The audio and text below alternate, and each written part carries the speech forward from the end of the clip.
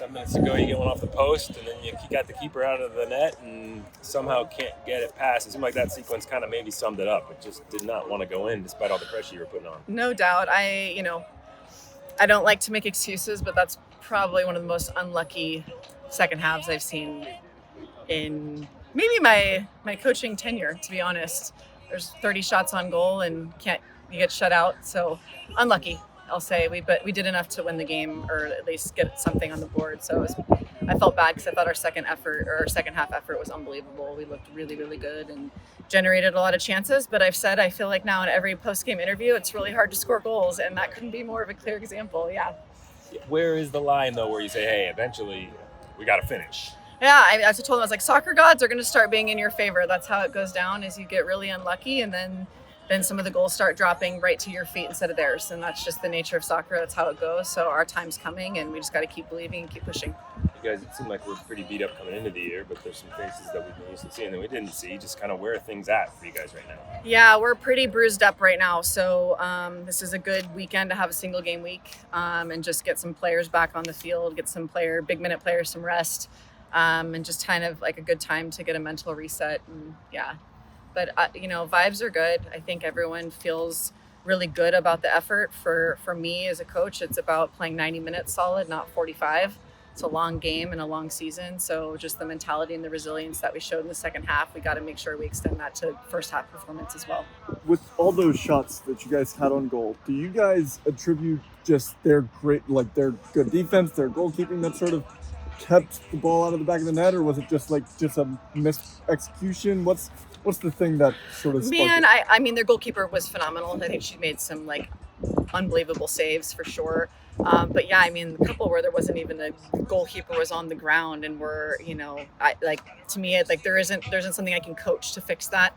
It's kind of just unlucky or just in composure in front of the goal. So again, a lot of new bodies, a lot of new minutes for a lot of players. And it's just kind of the experience and being a veteran in front of goal and how to finish those chances. So we'll keep working. When you get that close, obviously, and you don't see the ball go in the back of the net with how many shots you take. A lot of times that could definitely take a toll on the mental. How do you keep your team just focused on hey, we're right there, keep your head up, just keep going? Because I think everybody right now just has the mentality of growth. And, we know we're a new team. We know that we've got a lot of different pieces and people playing out of position, so to speak, and just trying to make things work. So I think that in general, there's a lot of optimism. And it's about the process. We are really building something special here, and that takes time. And again, the mentality and what I've asked of the players in terms of how to compete is showing up in spurts. It's showing up more consistently, but we need it to be a 90-minute game, like I said. And with those players getting kind of some more minutes, a couple of freshmen, Boyer and Sims both with extended runs, what did you see from them? Oh, I thought Boyer just keeps getting better and better every game and starting to understand the physicality at this level.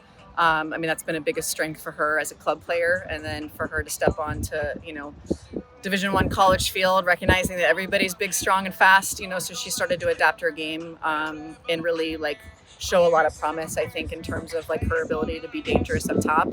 Selah, got her first minutes ever in college, soccer, and I thought that, she did a really good job stepping onto field, and we had a second half, shutout, and I thought, she's playing next to two very seasoned veterans in the back line that are going to teach her a lot about the game, and I'm hoping that she'll be big time moving forward. With how young the season is, what's the message to your team after a game like this, just to keep them moving forward and following that line of growth? Yeah, my post-game message was really that I was really proud of them for the second half, and I'd really like to be proud of them for the 90 minutes moving forward. And, they all agree for sure. And just that, we're moving things around, and we came off a very tough travel stretch. The Hawaii trip takes a lot out of you, coming back playing against two teams that are historically their conference champions. Those are two hard teams to play against, and they're really experienced. And so for us that have kind of more of a lack of experience in that way, really valuable. And that's, I was like, guys, regardless of the result, really valuable for us in our growth. Chloe had 6 shots today. Carly had 5. Can you touch sort of on their effort? Yeah, they're two players that I think we've counted on, quite a bit and been really demanding and asking them to do more and more and more. I thought this was one of the best games that Carly's played for sure in her 6 games.